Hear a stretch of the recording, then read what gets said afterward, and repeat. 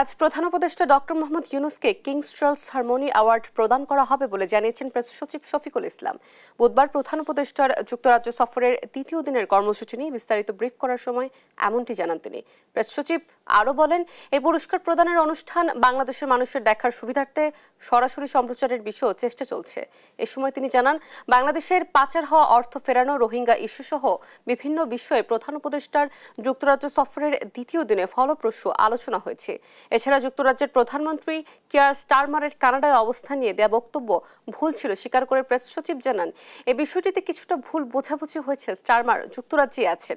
এদিকে আগামীকাল প্রধান উপদেষ্টার সঙ্গে বিএনপির ভারপ্রাপ্ত চেয়ারম্যান তারেক রহমানের বৈঠক অনুষ্ঠিত হওয়ার কথা রয়েছে।